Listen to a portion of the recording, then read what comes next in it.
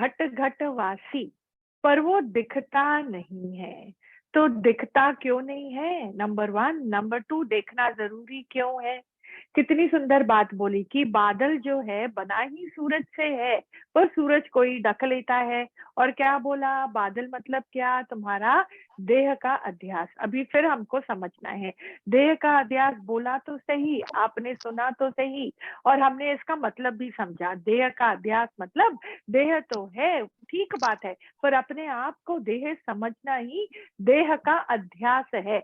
ये खाली एक लाइन तक सीमित नहीं है। इसको हम अंग्रेजी में बोलते हैं बॉडी कॉन्शियसनेस। पर ये बहुत गहरा है। क्यों गहरा है? क्यों ये जरूरी है कि मैं ये बात को गहराई से समझूं? क्योंकि समझेंगे नहीं तो इससे ऊपर उठेंगे नहीं। मेरे हर श्वास में या हर श्वास से देह का अध्यास हट जाए, तभी जाके मैं सूरज के हर किरण का मैं मजा ले पाऊंगी। आप फिर गहराई से फिर समझना। सूरज कौन? मेरी ही आत्मा। अच्छा, बादल कौन? मेरा ही अज्ञान, है ना? मेरा ही अज्ञान। अज्ञान को अगर एक शब्द में आप समझना चाहो तो उसका मतलब है अहंकार। पर अहंकार को हटाने के लिए सालों की समझ का खुलना जरूरी है। सालों का समझ जहां मेरे अंदर में आया, कुछ भी थोड़ा भी 1 सेकंड के लिए भी कि मेरा, मेरी परेशानी, मेरा, मेरी अच्छाई, मेरा, मेरी प्रॉब्लम, हर जगह आप देखो बोला भगवान ने आत्माकार जो है हर कार्य करता है, उसको हक भी है हर चीज करने का, है ना? लेकिन किस चीज से वो अंदर में आराम में है? किस चीज से वो अंदर? ऐसा नहीं है कि मेरे अंदर में अगर ज्ञान आ गया तो मैं कार्य से हट जाऊंगा, नहीं। पर मेरे अंदर में बात गहराई से समझ में आती है। मैं कहीं पर भी अपनी छाप छोड़ के नहीं आता हूँ, मेरा पन छोड़ के मैं नहीं आता हूँ। मेरा जो क्लाउड है ना वो मेरा ही है, मेरा पना ही वो क्लाउड है जो सूरज को ढक लेता है। मतलब अपने ही आत्मा की रोशनी को ढक लेता है। आत्मा की रोशनी और क्या है? आत्मा की रोशनी मतलब बहुत ज्यादा गहराई का आराम। ये आराम बहुत जरूरी है क्योंकि यहीं से कर्मातीत होने की शक्ति मुझको मिलती है। यहीं से मैं अपने स्वभावों से ऊपर उठ सकता हूँ। यहीं से, इस आराम से ही मेरे को शक्ति मिलती है कि मैं अपने ही पुराने स्वभावों को वापस रिपीट ना कर सकूं। क्योंकि मैं कौन हूं उन स्वभावों को रिपीट करने वाला?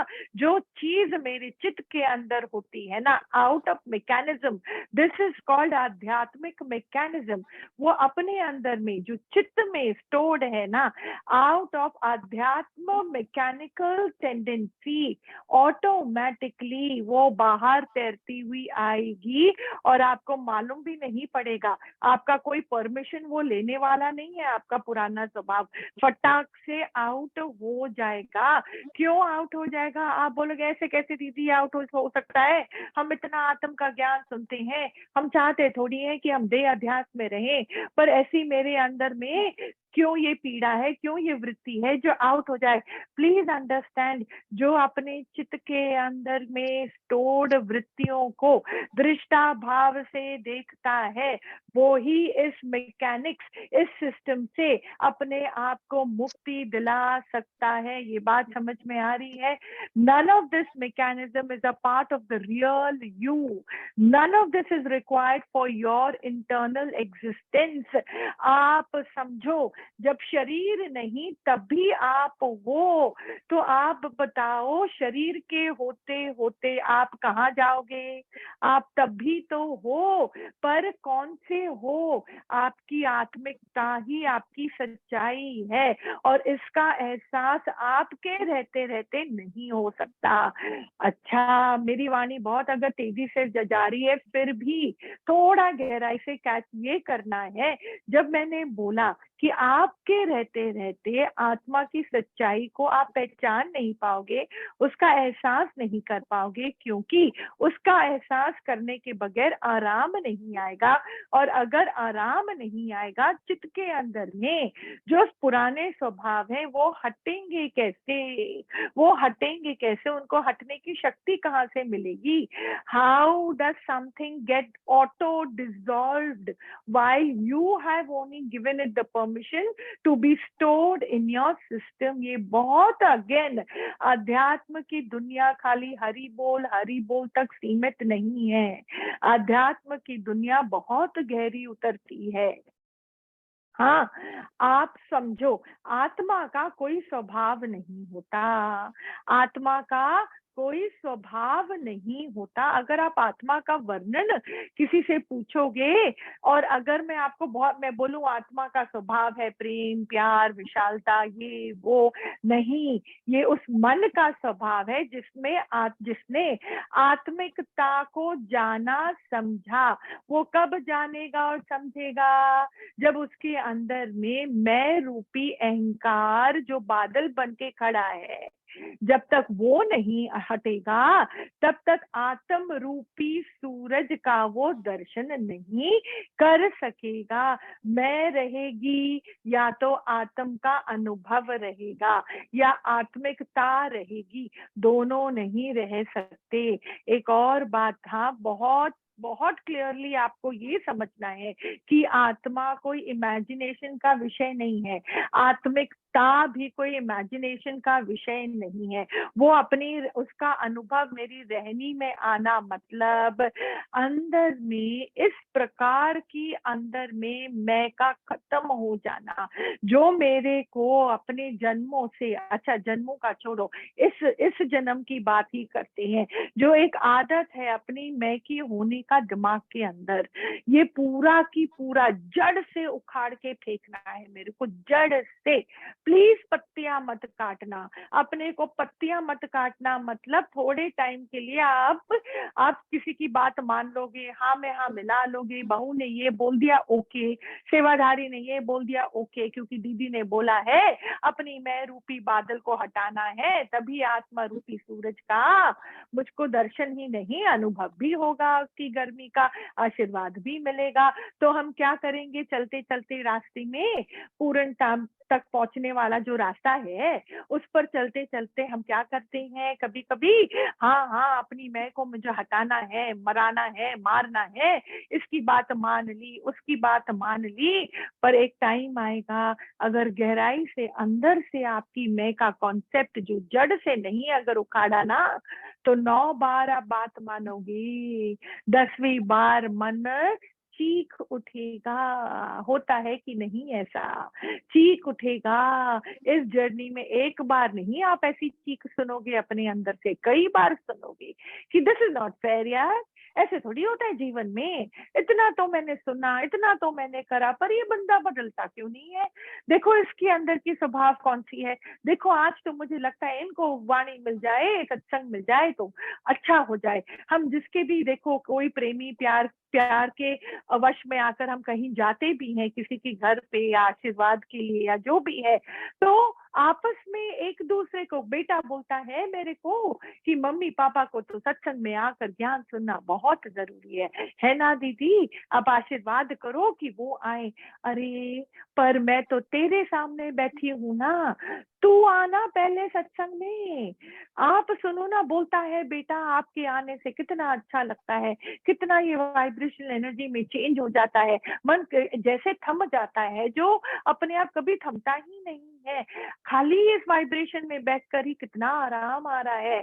देखो आपके सत्संग में मम्मी पापा को आना बहुत जरूरी है। अरे मम्मी पापा आएंगे, जब आएंगे तब आएंगे, पर तेरे को तो इतना आराम मिल रहा है तो तू तो पहले आ। मतलब ऊपर ऊपर से मैं अपने आप को शांति भी देना चाहता हूँ, मैं आशीर्वाद भी झुक कर लेता हूँ, पर मैं गहराई से जड़ से अपनी मैं को उखाड़ने को रेडी नहीं होता हूँ। सत्संग में आकर थोड़े, अरे 40 मिनट 1 घंटा तुम बैठ जाओ ना, ना खर्चा करना है पाई पैसे का, ना कुछ भी हमारा लॉस होता है, मिलता ही तो मिलता है। फिर भी मन देखो कितना है, पीड़ा भी सहेगा, हर चीज हर जगह की मार भी खाएगा, पर शॉर्टकट में अपना उद्धार चाहता है। शॉर्टकट, शॉर्टकट मिल जाए, कोई आप ना बस सिर पे हाथ रख लो दीदी तो मेरी प्रॉब्लम सॉल्व हो जाए। प्रॉब्लम तो by the way by product है, वो तो आई है जाने के लिए, पर वो जो तोहफा देने आई है वो तो ले लो, वो तो ग्रहण कर लो। अरे भाई, प्रॉब्लम कोई तोहफा लेकर भी आती है क्या? हाँ आती है ना। हमारे अंदर की जो तमिल में हम बोलते हैं तिमर, मतलब इतरावटी पन्ना जो अंदर में है ना, उसको हटाने के लिए हालत आती है। मुझे मेरा शीशा दिखाने के लिए हालत आती है, मुझे सत्संग में बैठकर ज्ञान सुनने को प्रोत्साहित करने के लिए वो आती है हालत। तो हाँ, यही तो उसका तोहफा है कि मैं जानूं कि ये सूरज क्या और ये बादल क्या। जैसे वाणी निकलती है, देखो ऊपर से हम तो भगवान की वाणी निकली, हमने बाहर से तो समझा, हम वाणी भी बहुत फटाफट बोल देंगे। मोह, अहंकार, गुस्सा, ये रूपी बादल ही आत्मा को ये ढक देते हैं। पर किस प्रकार अंदर से मैं उसका एहसास करूं, किस प्रकार मेरे अंदर से मोह खत्म हो जाए, कैसे, कौन से लॉजिक से खत्म होगा? इतना गहरा है हमारी ममता का बीज, इतना गहरा है। तो वही बोला ना, चित्त के अंदर जब चीज अगर स्टोर्ड है, तो चित्त को, जो चित्त वाले देवता हैं, वो क्या समझते हैं बताओ आप, कि भाई अगर आपने एक चीज को अपने साथ अंदर रखी है तो सोच समझ के रखी होगी ना, आपकी परमिशन से ही तो कोई भी चीज घर में आती है, स्टोर रूम में जाती है, तो आपने संभाल के चित्त में रखा और अपना जीवन जी रहे हो। तो वो जब जैसे जैसी हालत आएगी ऑटो मोड में, वो वैसा रिएक्शन होगा। कैसा रिएक्शन होगा? जैसे आपने अपने चित्त को रखा है। तो अगर चित्त में रहते रहते ही वो बातें वहीं गल जाए, लिखो ये पॉइंट अपने पेपर पेन में अगर है तो, कि मैं ऐसी साधना करूं जहां पर, जैसे ऐसी साधना करूं जिससे जो चित्त में है ना, वो मेरे मुख द्वारा या इंद्रियों द्वारा या शब्दों द्वारा या वाइब्रेशनल एनर्जी द्वारा या ख्यालों और संकल्प द्वारा ना निकल कर अंदर ही अंदर भस्म हो जाए। ऐसा मांगो आशीर्वाद, ऐसा करो साधना मन की, मन द्वारा जो चित्त में है वो बाहर निकलकर आपका बुरा ना कर सके, कर्म ना बना सके, और आपके अंदर में और विक्षेपता क्रिएट ना कर सके, जिसके कारण हमेशा से जो बादल बने रहे हैं वो अब आगे चलकर ना बने रहे। और सूरज की रोशनी का अनुभव मेरे को देखना नहीं है, आप रहोगे तो आत्मा का दर्शन इम्पॉसिबल है। तो आत्मिकता मतलब अनुभव, मतलब मैं ना, मतलब अंदर की, the word I use in English all the time is melting, पिघलावट, पिघलाहट, पिघल जाना की, और पिघल कर फिर कहीं बचे मत रहना। जैसे कि अगर जैसे बर्फ पिघलकर पानी बन जाता है, पर पानी बनने के बाद पानी पना तो उसमें है ना, फिर से अगर उसको टेम्परेचर रूम का कम होगा तो वो पानी वापस बर्फ बन सकता है, उसमें वो प्रॉपर्टी बची है। आई एम सेइंग, अपने अंदर गहरा ये सुनना प्लीज, थोड़ा सा सुजागी से ये बात सुनो, गहराई से समझो क्या, कि जिस मैं मेल्ट तो हुआ, पर मेल्टिंग के बाद, मेल्टिंग मतलब थोड़ा टाइम मेरे अंदर में फ्लूइडिटी आ जाएगी, फ्लेक्सिबिलिटी आ जाएगी। हाँ जी हाँ, हम करने को रेडी रह जाएंगे, हम सेवा में उतरने को रेडी होंगे। हमारे अंदर में 10 बार नहीं, पहले 10 बार हाँ बोलने की कैपेसिटी थी, अब 100 बार हाँ बोलने की कैपेसिटी आ गई है। इधर भी मैं फिट तो उधर भी मैं फिट, इधर भी मैं सेट तो उधर भी मैं सेट। आपको संसार की वाह वाह भी बहुत सुनने को मिलेगी अपने लिए, क्योंकि अभी आपका स्वभाव कौन सा हो गया? फ्लेक्सिबिलिटी का, एडजस्टेबिलिटी का, ओकेनेस का। वाणी सुन सुनकर मेरी मैं मेल्ट जरूर हुई है, no doubt about it, but where is the danger now? अभी और अध्यात्म का रास्ते पे चलना है। ये जर्नी कौन सी है? जो क्लाउड है ना वो हमेशा के लिए हट जाए, फिर से एंड अगेन फिर से नहीं। कब तक? कब तक? है ना? फिर से वो प्रोसेस ना होए कि फिर से क्लाउड बन जाए। अभी हटा तो 2 दिन बाद फिर से बनकर खड़ा हो गया।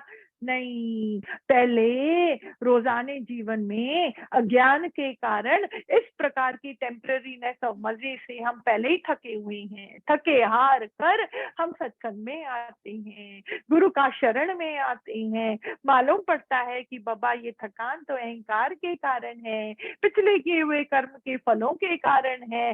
जब अंदर में क्लेश होते हैं, परिवारों में क्लेश होते हैं, हालत आती है तो मालूम पड़ता है, और तब जाके गुरु की वाणी का एप्लीकेशन भी होता है। समझ में आता है जब वो बोलते हैं 5 विकार, तो ये क्या है? काम, क्रोध, लोभ, मोह, भाई कौन सी चिड़िया का नाम है? अंदर में तिल मिला जाना चाहिए मेरा spine, chill in the spine.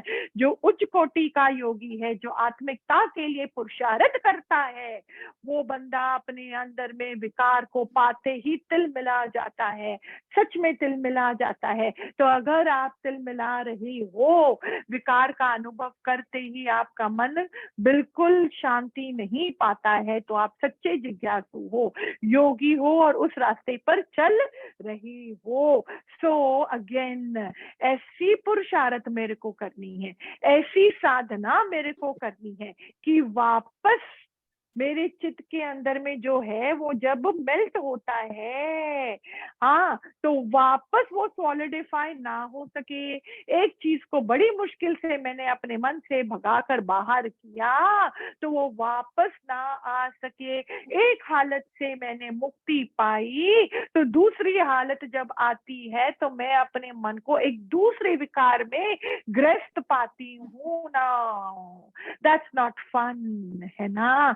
Once for all 10 उंगलियों का जोर लगा के, सारे दांतों का जोर लगा के, अपने अंदर के ओहम की शक्ति को जगाकर मैं एक बार ऐसी मेहनत कर डालूं, ऐसे गुरु के वचनों में मैं फना हो जाऊं, ऐसे अपने अंदर में अलग को मैं जन्म दूं कि जब वो मेल्टिंग तो हो जाए, पर वो पूर्ण स्टेट अभी हुआ नहीं है, पूर्ण स्टेट अभी हुआ नहीं है। खुदा ना खास्ता कहीं change of atmosphere, change of climate, change of circumstances, वो पिघला हुआ पानी कहीं वापस बर्फ ना बन जाए, वो पिघली हुई आए वापस खड़ी ना हो जाए कि जी मैं तो आज तक आपके रास्ते में आई नहीं, मैं हूं ही किधर। बोलना बहुत इजी है, जो सच में जिसकी मैं खत्म है ना वो बोलती भी नहीं है। गुम होकर देख नजारा, जो गुम हुआ तो देखता कौन है? वो ही तो मैं बार बार बोल रही हूँ, ये अनुभव से ही बात होती है। कंप्लीटली इंटरनली दी आए जो पुरुषार्थ करती है ना, वो भी खत्म हो जाए तो पुरुषार्थ भी कौन करे? जो जो बंधन को भी नहीं समझ पाती है। मतलब rope is around my finger, ठीक है, rope is around my finger, but now I'm not even interested in cutting the rope anymore. हाँ, मेरा तिल मिलाना भी छूट गया, मैं रोप को भी काटती नहीं हूँ, मैं ओकेनेस में रहकर भी वहां खड़ी भी नहीं हूँ। समझ में आ रहा है? पहला स्टेप है कोई बात नहीं, कोई बात नहीं, मैं बंधा हुआ हूं ना, मैं अभी शोर नहीं मचाऊंगा, किसी को तंग नहीं करूंगा, मैं बंधे रहने में भी मैं खुश हूँ। पहला स्टेज वो है, पहला स्टेज वो है। उसके बाद वहां खड़े खड़े मुझसे जो सेवा बन पा रही है, हाँ, मैं वो रोप की भी सफाई करूंगा, खड़े खड़े मैं अच्छे शब्द भी बोलूंगा, दिमाग को भी ठीक रखूंगा, वो सेकंड स्टेज है।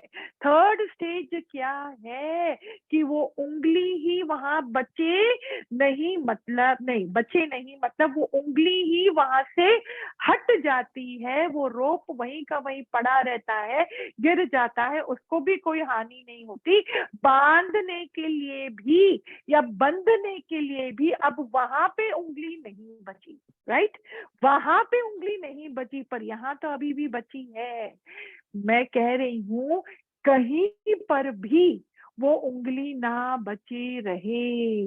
वो रोप से तो मैं ऐसे पिघला कि अब मैं छूट गया बंधने से, वो पीड़ा नहीं रही, पर वहां से मैं हट गया। जैसे कोई हालत आती है घर में, परिस्थिति आती तो है ना, तो गुरु ज्ञान कृपा से और अपनी पुरुषार्थ की कृपा से जो आपने अपने ऊपर करी है, तो उस समय इतनी सुंदर ढंग से हालत हैंडल हो जाती है।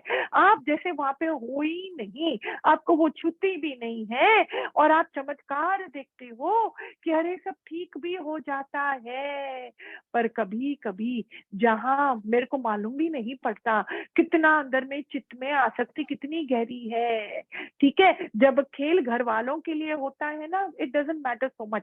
अगर जहां पे आपका आपका प्राण छुपा है, फॉर एग्जाम्पल बच्चों के साथ, I am giving you an example, वो कोई भी हो सकता है, किस प्रकार की भी हालत आ सकती है, वहां पे मेरी दिल की धड़कन इतनी बढ़ने लगती है।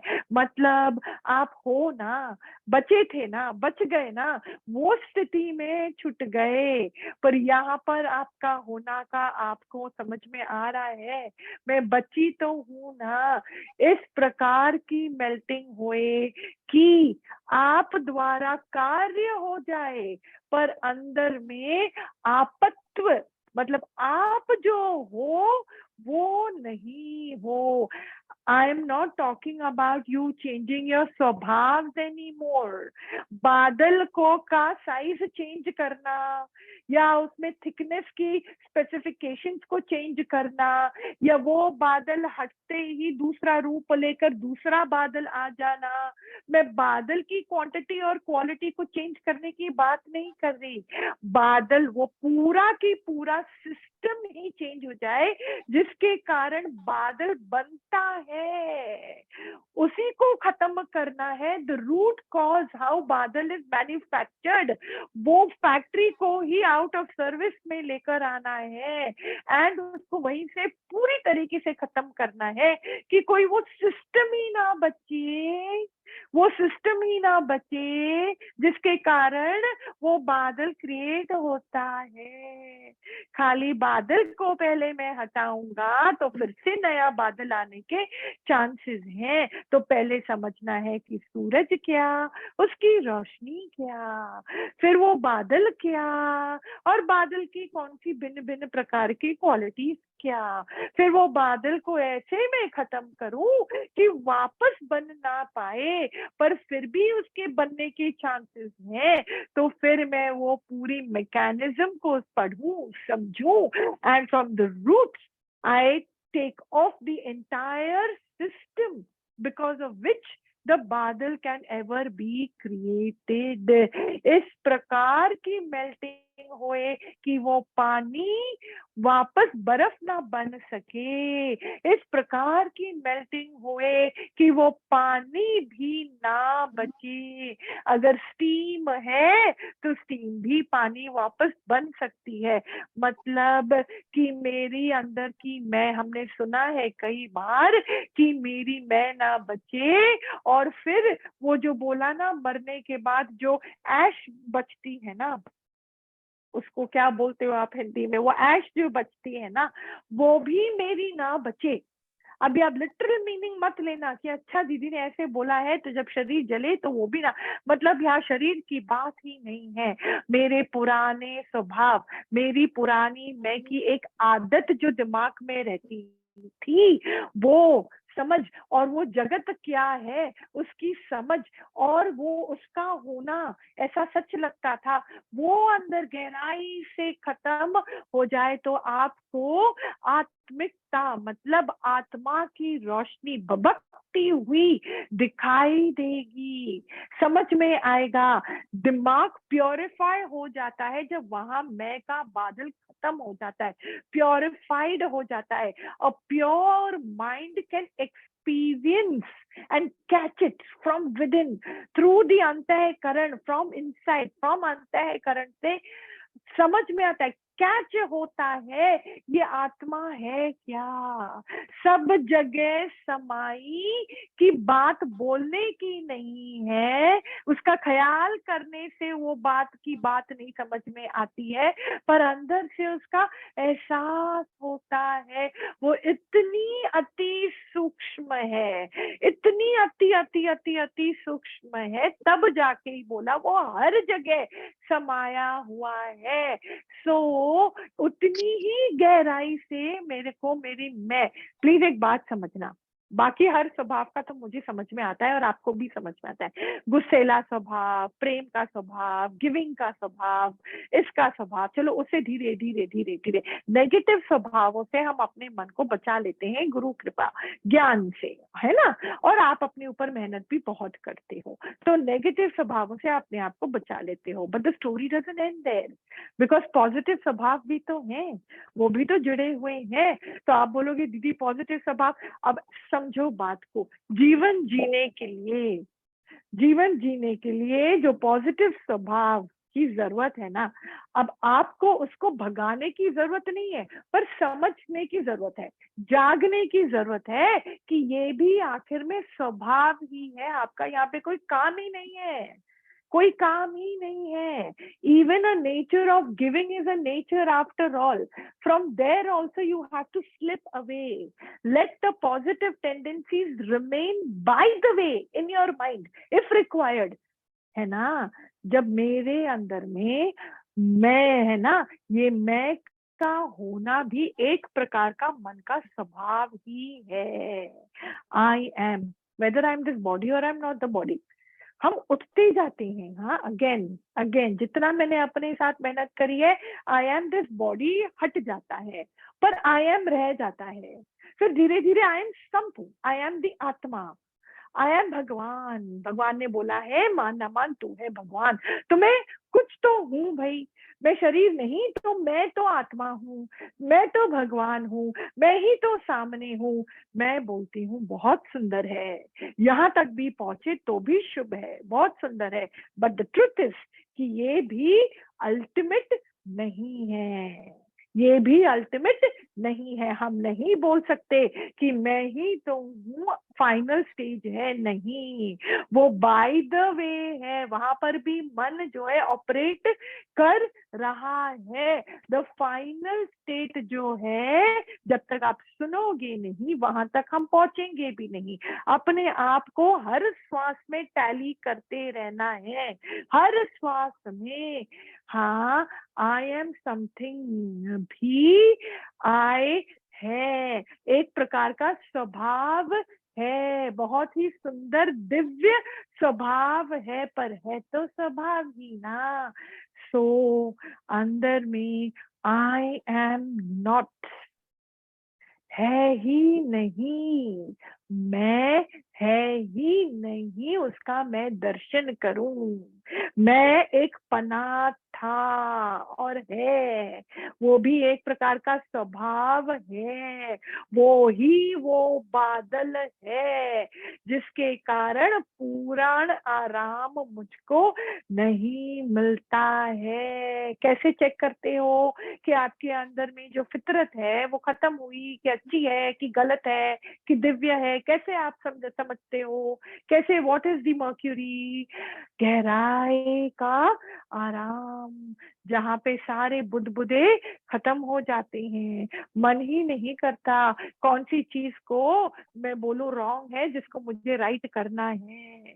नेगेटिविटी दिखाई नहीं देती, पॉजिटिविटी से भी मतलब नहीं है, रजा में मैं राजी हूँ इसका तो खून ही बन चुका है। कभी कभी मुख से कोई बात निकलती भी है तो दृष्टा से ही मेरा पाला पड़ता है, जरूरत के टाइम पर जैसे शब्द निकलने हैं निकल जाते हैं, निकलेंगे, वो उसकी बात है। निराकार ही ये शरीर रूप धारण करके अपने सारे कार्य करता है, वो ही खाने को टेस्ट करता है, वो ही हालतों से जूझता है, वो ही सारे इंद्रियों द्वारा विषयों का वो रस लेता है। कौन लेता है? निराकार ही लेता है। और मैं क्या फिर बोलूं, मैं काहे को इंटरफियर करूं? मतलब ये सारी जो बाय द वे जो अच्छी ये बातें आ रही है ना, don't feel like interfering, don't feel like converting wrong into right, कौन देखे रॉन्ग जो राइट फिर बोले। ये सारा अंदर में जो इस प्रकार का उच्च कोटि वाला जो मन का अभी व्यवहार मन के अंदर हो रहा है ना, जो क्वालिटी मन के अंदर में अभी बनती जा रही है ना, जिसकी मैं अभी बात कर रही थी आपसे, वो कैसे उत्पन्न होती है? गहराई के आराम, because you do not want to trade that aaram. मैं इस आराम को किसी भी प्रकार की एक्शन द्वारा इसको मैं खोना नहीं चाह रही हूँ। मैं नहीं चाह रहा हूँ कि मेरे अंदर का ये आराम में थोड़ा भी विघ्न पड़े, थोड़ा भी इसमें चेंज आवे या डिस्टर्बेंस आवे, और ये गहरा उतरे, और ये गहरा उतरे, और ये गहरा उतरे। ये इंद्रियां और उसके विषय तो बहुत छोटी सी चीज है, मेरे को मतलब ही नहीं है। ये आराम के लिए आप करो जो भी आपको करना है, क्योंकि इसी में मिलेगा पूर्ण विश्राम। और किसी भी हालत, याद रखना, कार्मिक अकाउंट को अगर आप होने दो बिना टै करे, वो खत्म हो जाते हैं, नया नहीं आते, नया नहीं बनते। उससे प्राण पाने के लिए, उससे उपरामता पाने के लिए हमें क्या करना है? कितने गुरु के वचन है, होने दो, let it be, let it go. ऐसा मेहनत लगती है, क्योंकि मेरे अंदर की ममता वहां पे पड़ी हुई है, पड़ी हुई है। पर कितना गुरु से क्यों हम जूम में आते हैं, क्यों हम टाइम देते हैं कि हम एक दूसरे से बात कर सके। आप जहां गड़बड़ आपको लगता है, जहां पे आप खड़े हो और आपको लगता है आप कंफ्यूज्ड हो, ज्ञान इतना ऊंचा सुनते हैं पर घर में व्यवहारों में हम अटक जाते हैं, कभी वहां अटकते हैं, कभी बाहर सब ठीक होता है, पर मन के अंदर में मन से ही जूझते जूझते वहां पर भी अटक जाते हैं। क्योंकि मन तो भिन्न भिन्न प्रकार के स्वांग रचता है ना, भिन्न भिन्न प्रकार के स्वांग। अभी सूरज को मैंने ढक के रखा है, उसके बारे में तो मुझे पता ही नहीं है, वो तो बहुत ही लंबी बात है। मैं तो क्लाउड अपने में ही बहुत बिजी हूँ, अपने में बहुत, मेरे मन के अज्ञानता के कारण, या नॉर्मली अज्ञानता के कारण, आई एम नॉट, अज्ञानता मतलब ignorance, correct, I am not even aware of the existence of the सूरज। अभी तो मुझे मालूम ही नहीं है, मैं उसी भूल भुलैया में हूँ। हाँ, घर वालों की भूल भुलैया, अपने प्रारब्ध से ही जूझ रहा हूँ, फिर अपने मन की वृत्तियों के साथ ही जूझ रहा हूँ। प्रॉब्लम्स कौन सी है कि मैं इतनी अच्छी हूँ, मेरे अंदर में इतना टैलेंट है, पर कोई समझता ही नहीं है, कोई इस बात की सराहना मेरी करता ही नहीं है। देखो कहाँ मन अटकता है। तंग कौन करता है? मेरे अंदर की ये बातें ही तो तंग करती है ना। तो गुरु से जब हम लेना देना करें, जब हम इस रास्ते पे चल पड़ते हैं ना, भिन्न भिन्न प्रकार से मेरे को मदद मिलेगी, पर मेरे को वो मदद अपनी ओर झपटना है, झपटना है। तो जब हम यहाँ आते हैं तो आपसे लेना देना करते हैं, आप करो, पूरे हक से करो, और अपने मन को जिज्ञासा, आपके मन के अंदर में जो है ना ज्ञान की, मतलब जो मैंने बार बोला अभी इस सत्संग में, ये जो वाणी आज चल रही है, वहां का तत्व है आराम। आराम।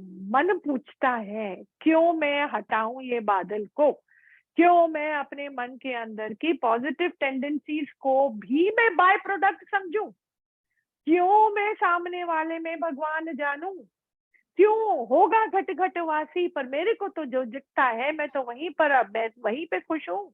क्यों मैं और गहरा उतरूं बाबा, क्यों मैं अपने स्वभावों को चेंज करूं। वाई, ये मन जो है आपको उठने नहीं देगा शुरू शुरू में, क्योंकि उसकी जो कुर्सी है वो चली जाएगी, वो नहीं उठने देगा। तो मन को भी हमें एक कैरेट दिखाना पड़ता है, उसको भी किसी एक प्रकार से, उसको भी हमें ले लैंग्वेज में जो मैं बोल रही हूँ ना, घूस खिलानी पड़ती है। जैसे हम बच्चों को भी बोलते हैं ना, तू ये 2 चैप्टर खत्म कर, देख मैं तेरे लिए ना स्पेशल चॉकलेट लेके आई हूँ, मन को भी दिखाओ, मन को भी ऐसी चॉकलेट खिलाओ, बोल देख तू ना, तेरे को ना इतना आराम मिलेगा। और ये अलौकिक आराम है, ये शारीरिक आराम, ये ऐसा आराम है संतों में, अनुभव से आपको बोलती हूँ, कितनी भी पीड़ा आ जाए, भले वो बाहर की पीड़ा हो या आपके शरीर की पीड़ा, जो आपका मन बहुत आराम से जोर जोर से उसका अनुभव करता है, पर वो आपको दुखी नहीं कर पाएगा। पीड़ा हो रही होगी, आप आ भी करोगे, पर वो आपको, आपके मन को दुख नहीं दे पाएगा। दृष्टापना और जागृत होगा, और अंदर में आप आराम में क्योंकि हो, तो वो पीड़ा भी आपका बाल का बाकी नहीं कर पाएगा। वो थोड़ा भी अंदर में दरार मन के अंदर में क्रिएट नहीं होगी, नहीं होगी। इतनी कमाल की ये बात है। तो मन को दिखाओ, देख जब तेरे ही कर्मों का फल सामने आता है ना, या किसी भी कारण, कोई भी खेल होगा ना, आप उसको अच्छे से एड्रेस करोगे, युक्ति भी अंदर में अच्छी से आएगी। सुख दुख जो भी आप बोलते हो, अभी इसकी मीनिंग भी अंदर में नहीं है, पर जो भी हालत सामने आती है, and I am telling you, शरीर की पीड़ा is something that your mind is experiencing. You can't run away. उस पीड़ा को छोड़ के कहीं भाग जाते हैं, चलो अगर ऐसा हो सकता तो बहुत ही अच्छी बात होती, पर वो भी हम कर नहीं सकती हैं। तो क्या मैकेनिक्स होवे जो वो पीड़ा भी सहन हो पा रही है, और अंदर में दुख भी नहीं लग रहा है, मुस्कुराहट भी निकल रही है, और दृष्टा भाव से ये शरीर की पीड़ा भी दिख पा रही है। ये कितनी बात है। तो मन को हमें ऐसा कैरेट देना है, ऐसा चॉकलेट देना है कि देख बेटा, तेरे को इतना अलौकिक आराम मिलेगा, जो शरीर के सुख के आराम से बहुत अलग है, बहुत अलग है। क्योंकि शरीर के सुख के बाद जब शरीर को सुख मिलता है ना, मन उसका आदी हो जाता है बहुत जल्दी, और जब विपरीत अवस्थाएं आती हैं तो वो सहन नहीं होता। So that kind of an आराम के पीछे जो हम भागते हैं, वो आराम के पीछे क्यों भागते हैं, शारीरिक आराम के पीछे क्यों भागते हैं? क्योंकि मन को जो है नॉट आराम की अवस्था अच्छी नहीं लगती, भले वो स्थूलता से ही क्यों ना हो, सूक्ष्मता से क्यों ना हो, या कारण का भी क्यों ना हो, है ना। तो अगर आप इस प्रकार का चॉकलेट दोगे कि भाई कुछ भी हो जाए, कुछ भी, तो भी तेरे अंदर के अलौकिक आराम के कारण तू आराम में रहेगा। That is the point, that is the magic wand, that is what is required, है कि नहीं। तो ये आराम कब मिलता है, जो आज पूरी वाणी में हमने बोला, ये आराम ऐसी गहराई की मेल्टिंग से मिलता है कि वो मेल्टिंग भी वापस सॉलिडिफाई होकर किसी रूप में मैनिफेस्ट होकर सामने ना आ पाए, और चित्त के अंदर की जो स्वभाव मतलब वृत्तियां हैं, बिना आपके परमिशन के बाहर आ ना पाए, और अंदर रहते ही वो फना हो जाए, उधर ही मेल्ट हो जाए, खत्म हो जाए, भस्म हो जाए, and a new you is born, a new you। सारी पुरानी फितरतें खत्म हो जाती हैं, the perception and conception of the I, हाँ वो भी खत्म यहाँ पे मेल्ट हो जाता है। परिवारों को ना ऐसे नहीं, ऐसा होना चाहिए था, कौन बोलता है ये? क्यों कोई दुनिया आपकी परसेप्शन के हिसाब से चले, है ना। इस प्रकार का अपना मन को बनाओ। This level of purity in your mind is required, कि कितनी भी इम्प्योरिटी होए इस संसार में, पर आपकी प्योरिटी इतनी है कि वो इम्प्योरिटी का एक बूंद भी आपको या आप तक पहुंच ना पाए। इतनी मैं कृपा अपनी ऊपर कर डालूं, और जहां आप जाओगे आपकी प्योरिटी ही छलकेगी। जिस घड़े में इतना पानी भर जाता है और उस घड़े में कहीं कोई छेद नहीं, तो वो घड़ा हिलता भी है तो अंदर का जो पानी है ना वो बाहर छलकता है, और बाहर का पानी अंदर नहीं जा पाता क्योंकि वो घड़ा भरा है। एक बूंद और नए पानी की जगह उसके अंदर में नहीं है। मुझे भी अपने मन रूपी घड़े को इस प्रकार पवित्रता से भर देना है जो आती है आराम के अनुभव द्वारा। और आराम अभी क्या बोला, आता है मेल्टिंग द्वारा अंदर से। I am completely disinterested with anything which is unreal. And what is unreal, Santo? What is unreal? Everything. Everything the mind has ever conceived and perceived. Anything and everything your senses have ever wanted. Everything. All the senses and the sense objects. सारी इंद्रियां और उनके विषय झूठे हैं।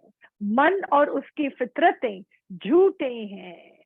मन की सारी इच्छाएं और उसके कारण भी झूठे हैं। आपका एक एक ख्याल झूठा है।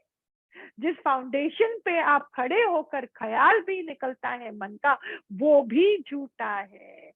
ये सारा की सारा दिमाग मेरा जो है ना, जो दिमाग है पूरा झूठा, एकदम झूठा।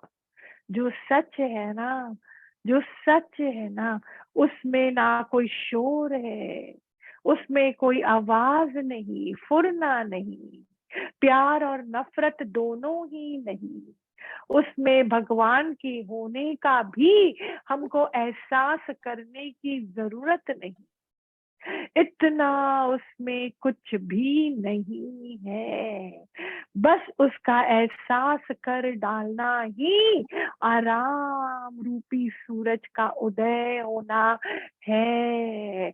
वो वहीं पर मुझे सूरज मतलब आत्मा की रोशनी साफ समझ में आती है, अंदर से समझ में आती है। ये इन इंद्रियों द्वारा नहीं, पर अंदर से समझ में आती है।